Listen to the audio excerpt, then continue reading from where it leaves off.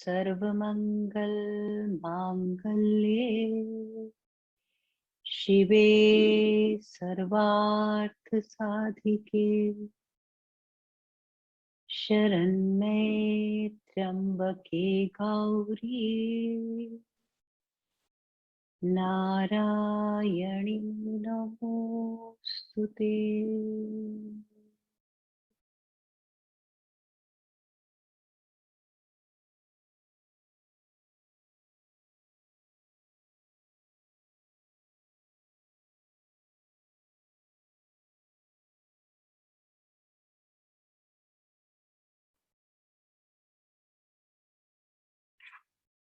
दत्तात्रेय जी ने परशुराम जी को हमने पिछले सेशन में देखा, एक बहुत महत्वपूर्ण बात कही कि जब मनुष्य अविचार रूपी बैसाखियों को छोड़ देता है और स्वयं चलने की कोशिश करता है, इससे मतलब सांसारिक आसक्तियों को छोड़ने की साधना और सच्चे सुख में की ओर जाने की साधना, तो अपने आप दत्तात्रेय जी ने कहा, जैसे ही जीवन से अविचार निकलता है, अविचार क्या है? छोटे छोटे जीवन के क्षणिक सुखों को ही जीवन समझ लेना। तो जब इनसे ऊपर उठ पाता है मनुष्य, उन बैसाखियों को छोड़ता है, तो अपने आप उसके पांव में एक शक्ति का स्फुरण होता है, एक चेतना स्फुरित होती है। जब मनुष्य विषयों से चित्त को शून्य कर पाता है और यथार्थ सत्य तभी दिखाई देता है। जीवन का सत्य, सत्य ही सुंदर है, सत्य ही शिव है। वो तब दिखाई देता है जब चित्त विषयों से शून्य हो जाता है। चित्त का शून्य होना और जागरूक होना, यही यथार्थ जीवन है। तब परशुराम जी ने सवाल किया कि ये तो सब के लिए संभव है, हर मनुष्य के लिए ये तो संभव है, सरल है। तो जो सच्चा ज्ञान है, ईश्वर है, वो सबसे सरल है। कहते हैं ना, अपने अंदर झांको, वो वहीं बैठे हैं। तो क्या करना है? कुछ ज्यादा नहीं करना। तो वही परशुराम जी कह रहे हैं, जब ये इतना सरल था, जब पहले से ही हम सबके पास उपलब्धि है, तो मनुष्य इसकी ओर क्यों नहीं जा पाता? क्या कारण है? मैं अपने को ही देखता हूं। अपने गुरु को कहते हैं, मैंने ही कहा ये तलाश की, और ऐसे मेरे जैसे कितने लोग हैं जो जीवन में कठिनाइयों पे कठिनाइयां झेल रहे हैं, दुख पे दुख झेल रहे हैं, लेकिन फिर भी सुख की ओर, तलाश की ओर नहीं निकल पाते। कैसे संभव हो पाता है कि मनुष्य के जीवन में ये घटना घटे? ये भी एक सबसे बड़ी जीवन की उपलब्धि है कि ऐसा जीवन में घट सके। तब दत्तात्रेय जी ने एक बहुत ही सुंदर बात कही। दत्तात्रेय जी ने कहा, ये सच है, जीवन में जब तक संतों का संग नहीं मिलता, संतों के सानिध्य की कृपा पाना ही ईश्वर की कृपा है, सच्ची कृपा है। रामायण में भी कहते हैं ना, बिन हरि कृपा मिले नहीं संता। तो आपको जब संपत ऋषि से आप उनसे मिले, जब उनकी कृपा से ही आपके जीवन में भी ये मार्ग खुला है। ये मार्ग है, सबके लिए है, लेकिन खुलता उनके लिए है जिनके जीवन में गुरु मार्ग को दर्शाने के लिए आते हैं।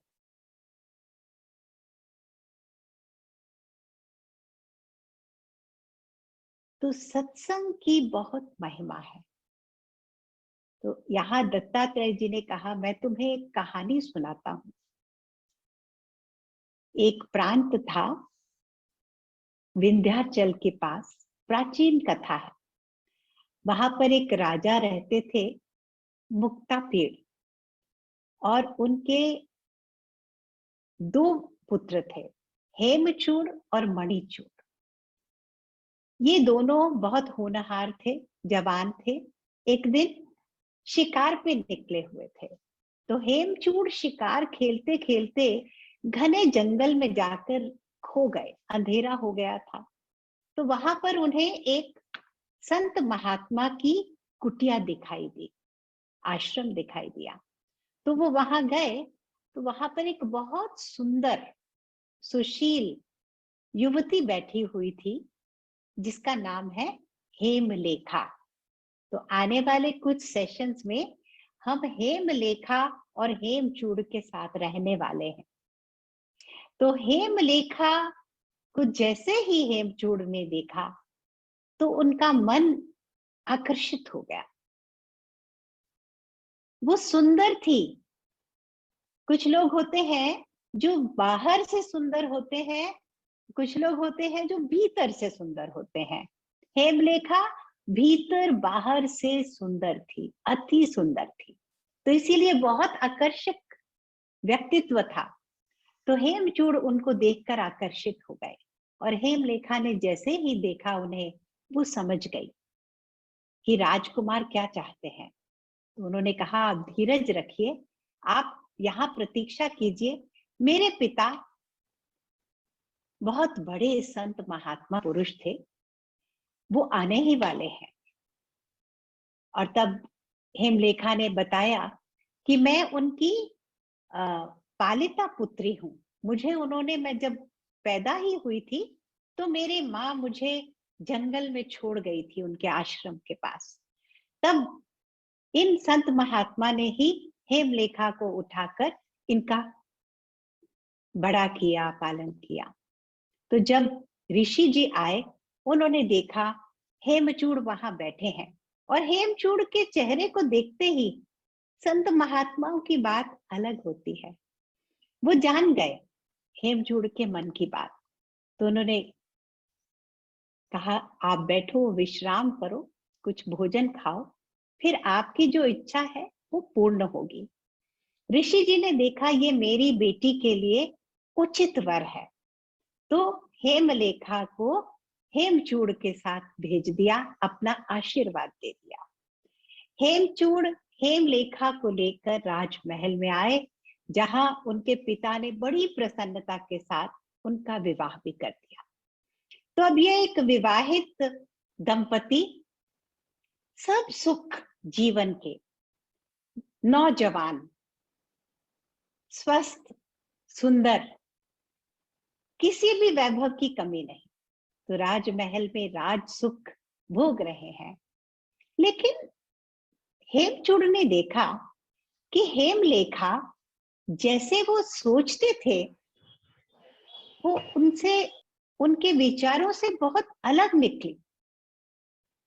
वो देखते थे कि इतना वैभव, हर सुख है यहाँ पर, किसी भी भोग की कमी नहीं, लेकिन हेमलेखा उन सब से अलग अलग रहती है।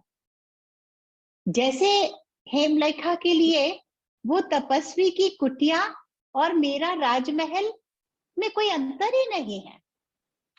यही ज्ञानी पुरुषों का लक्षण होता है। उन्हें मोस्ट कंफर्टेबल, मोस्ट लग्जूरियस जगह में देखो, और सबसे अनकंफर्टेबल, जहां कोई भी सुविधा ना हो, वहां वो एक जैसा होते हैं। तो गुरुजी भी कहते हैं अगर आपको कंफर्टेबल होना है तो अपने कंफर्ट जोन को बड़ा कीजिए। आजकल जीवन में हम अपने कंफर्ट जोन को इतना छोटा करते जा रहे हैं और इसके कारण जीवन में बहुत तनाव है। तो हेमलेखा को देखकर हेमचूड़ बड़ा हैरान था कि मैं कुछ भी इनके लिए लाता हूँ, इनको गिफ्ट करता हूँ, ये सुंदर गार्डन में लेके जाता हूँ, यहाँ दिखाता हूँ, झरने दिखाता हूँ, बहुत सुंदर महल है, लेकिन हेमलेखा को किसी चीज से कोई अट्रैक्शन ही नहीं है। तो ऐसा कैसे होगा? तो उन्होंने कहा हेमलेखा को, क्या बात है, तुम इतनी विरक्त क्यों रहती हो? तुमको मुझसे प्रेम नहीं क्या? मैं तो तुम्हें इतना प्रेम करता हूं, तुम मुझे प्राणों से प्रिय हो, लेकिन मैं देखता हूं तुम्हें मेरे से भी कोई लगाव नहीं, इस राजमहल से कोई लगाव नहीं, क्या कारण है? तब हेमलेखा ने कहा, मैं आपसे प्रेम करती हूँ, लेकिन मैं बस सोचती रहती हूँ कि जीवन में प्रिय क्या है और अप्रिय क्या है, इसका जवाब नहीं। हेमलेखा बहुत ही स्किलफुली, ग्रेसफुली अपने पति को भोग के जीवन से योग के जीवन में ले जाना चाहती है। यही जीवन है, यही संसार है। यहाँ पर कहते हैं दो रास्ते हैं, एक योग का रास्ता है भी है, भोग का रास्ता भी है। भोग के रास्ते पे चलते चलते अंधकार ही बढ़ता है, कुछ मिलता नहीं, स्थायी सुख नहीं मिलता, विवेक की रोशनी नहीं मिलती। और हेमलेखा अपने पति को सच्चा प्रेम करती है, इसलिए उन्हें योग के मार्ग पे ले जाना चाह रही है। तो ये कहानी हमें दत्तात्रेय जी के द्वारा परशुराम जी को जो सुनाई जा रही है, उसका अभिप्राय क्या है कि हेमलेखा के सत्संग से हम देखेंगे हेमचूड़ के जीवन में पूरे राजमहल में जितने भी व्यक्ति थे, कैसा बदलाव आ गया एक व्यक्ति के सत्संग से। तो हेमलेखा ने कहा, मैं इसी अधेड़ बुन में रहती हूँ पूरा समय, क्या प्रिय है क्या अप्रिय है, किस चीज को मैं किस चीज के पीछे जाऊं, यहाँ क्या है जिसको मैं सीख करूं? तो आप तो बहुत ज्ञानी हैं, औरतों की बुद्धि तो थोड़ी सीमित होती है ना, तो आप मुझे समझाएं। तो हेमचूड़ हंसने लगे, सच में तुम बहुत भोली हो, इतना आसान है, जिससे सुख मिले वो प्रिय है और जिससे दुख मिले जीवन में वो अप्रिय है। तो हेमलेखा ने कहा, अच्छा, लेकिन ऐसा भी तो होता है कि जो चीजें हमें बहुत सुख देती हैं वो कभी वही चीज हमें दुख भी देती है। अगर उसका समय बदल जाए, स्थान बदल जाए, मात्रा बदल जाए, तो वही चीज जो बहुत सुख देती है वो दुख बन जाती है। अगर सही मात्रा में लो तो कोई चीज दवा है, और मात्रा बढ़ा दो तो वही जहर भी है। जैसे अग्नि है, अग्नि के पास खूब सर्दी हो बैठो तो बहुत सुख देती है, लेकिन गर्मी आ जाए तो वही अग्नि बहुत ताप देती है, बहुत तकलीफ देती है। तो मैं समझना चाह रही हूँ ये बदलता क्यों है? सांसारिक में सुख के जितने भी भोग हैं वो बदलते हैं, वो एक कांस्टेंट नहीं है वहां पर कुछ भी। तो आप मुझे ये समझाइए। तब हेमचूड़ थोड़े हैरान हुए, उन्होंने कहा, आप क्या कहना चाह रही हैं? मुझे थोड़ा अच्छे से आप समझाओ। अब हेमचूड़ को समझ आ गया कि मैं यहाँ सीखने के लिए बैठा हुआ हूं। तब हेमलेखा ने बहुत सुंदर तरीके से, एक दो अध्याय है त्रिपुरा रहस्य में, कैसे हेमलेखा ने हेमचूड़ को ज्ञान की ओर बढ़ाया है, कैसी साधना बताई है। तो आने वाले दिनों में हम उसे देखेंगे। तो हेमलेखा ने कहा, आप मेरे को देखकर मेरे प्रति इतने आकर्षित होते हैं, लेकिन आपने कभी सोचा है सच क्या है? एक युवती का शरीर इतना मनमोहक लगता है, मनुष्य का मन खींचता है, मनुष्य के मन में वो अटैचमेंट आकर हावी हो जाती है स्त्री को लेकर।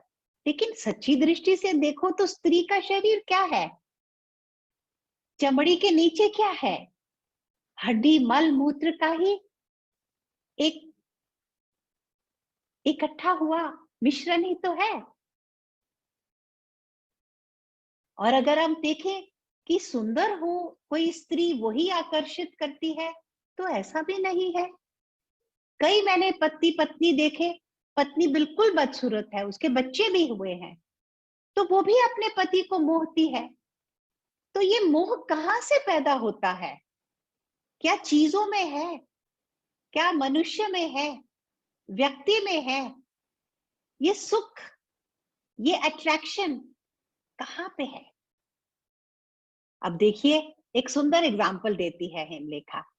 एक सुंदर स्त्री है, वो किसी की बहन है, वो किसी बच्चे की मां है।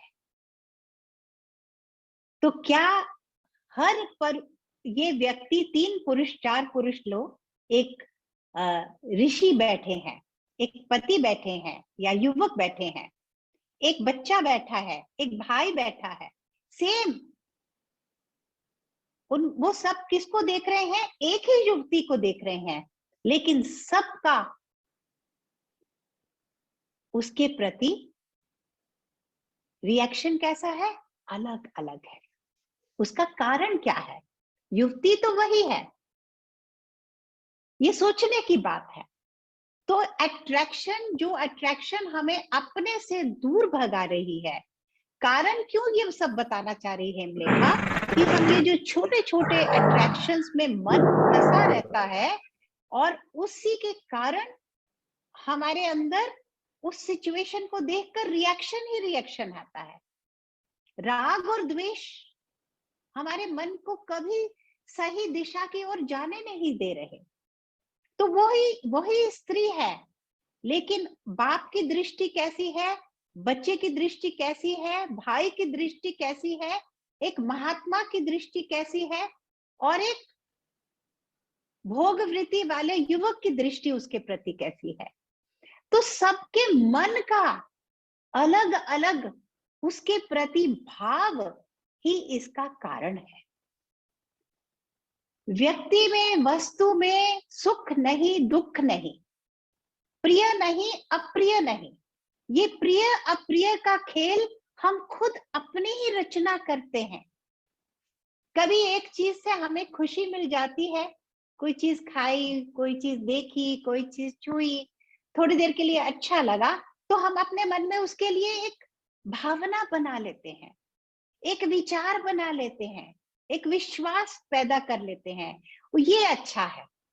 और दूसरी चीज के प्रतिकूल, विपरीत, ये बुरा है, ये कष्ट देता है, इससे मुझे डर लगता है, ये मुझे अच्छा नहीं लगता है, ये बहुत अनप्लेजेंट है। लेकिन सच कहीं उससे बहुत अलग हो सकता है। इसीलिए कहते हैं, जब जीवन में ज्ञान उतरता है, जब जीवन में विचार उतरता है, तो हम परिस्थिति को, उसी परिस्थिति को सच्चा दृष्टिकोण जब तक नहीं पैदा होता, तब तक हमारी दृष्टि साफ नहीं। और जब तक दृष्टि साफ नहीं है, तो हम सच को कहां पकड़ पाएंगे। और स्थायी सुख केवल सच की ओर जाने से मिलेगा। और ये सब जो असत्य है, टेम्परेरी है, ये तो मुझे कभी भी पूर्णता की ओर नहीं लेके जाएंगे। तो हेमलेखा ने कहा, इसीलिए मैं अतृप्त रहती हूं।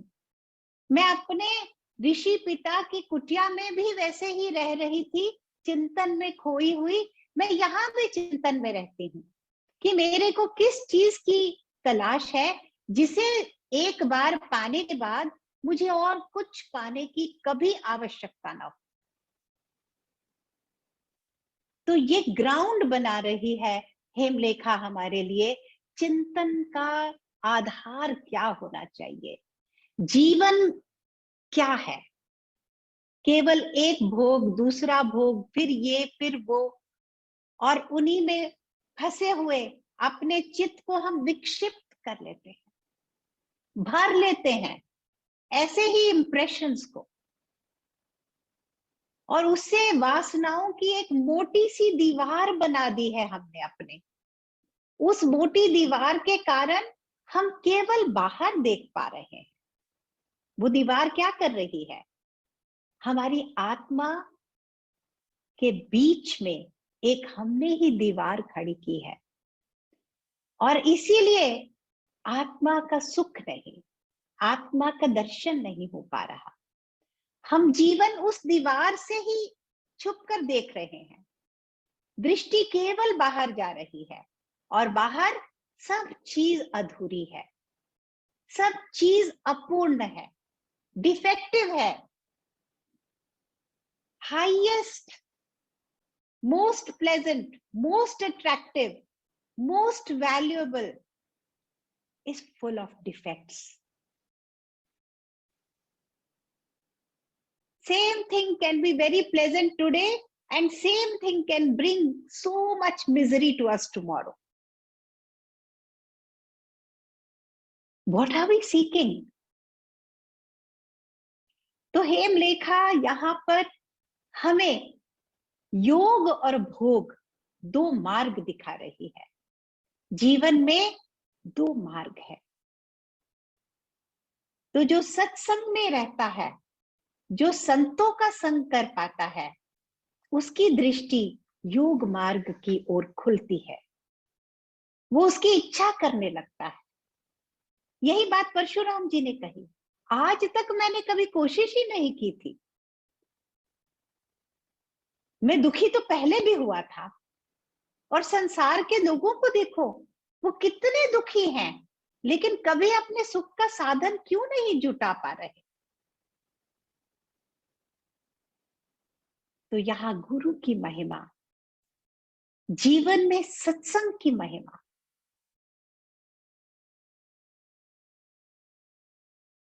तो हेमलेखा ने कहा, मैं आपको टाइम देख रही थी कि कितना टाइम है अभी।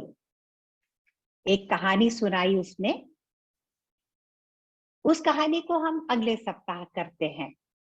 थोड़ा सा देखते हैं, अभी तक हमने पिछले जो सेशन में या इस सेशन में क्या देखा, कि हमें एक संकल्प लेना ही होगा कि जो क्षणिक सुख है, temporary joys and pleasures of life,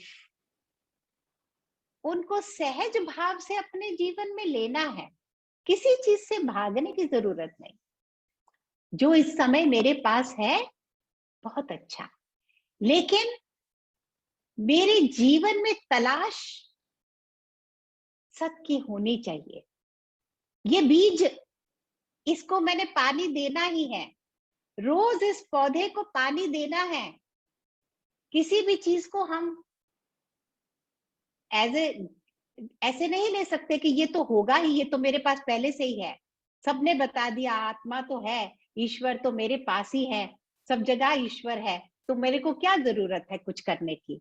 मैं अच्छे से खाता पीता हूँ, सोता हूँ, मस्त रहता हूँ। खाना पीना सोना मस्त रहना बहुत अच्छी बात है, लेकिन अपने आत्मा और मन के बीच में जो ये संस्कारों की, वासनाओं की दीवार है, उसको धीरे धीरे धीरे धीरे उससे बाहर आना है।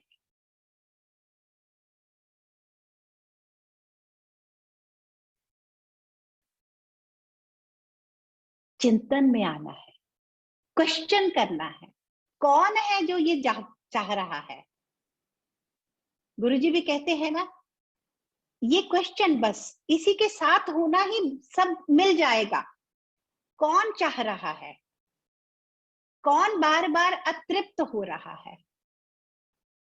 ये कौन है जिसे इतना कुछ मिल गया फिर भी अभी तक मन में वैराग्य नहीं, किसी भी चीज को लेकर बढ़ता जा रहा है।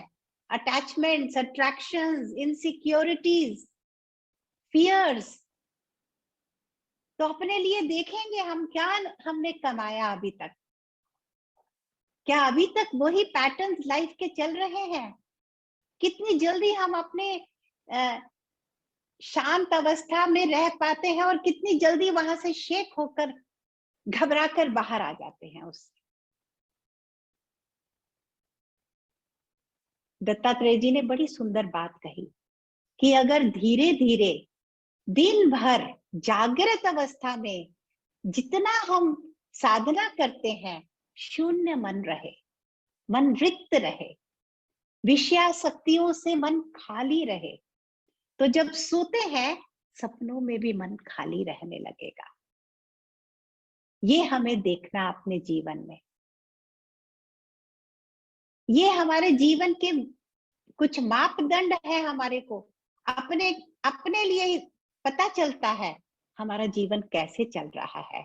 क्या मार्ग में ही फंसे हुए हैं कि जीवन अब योग की मार्ग की ओर बढ़ रहा है?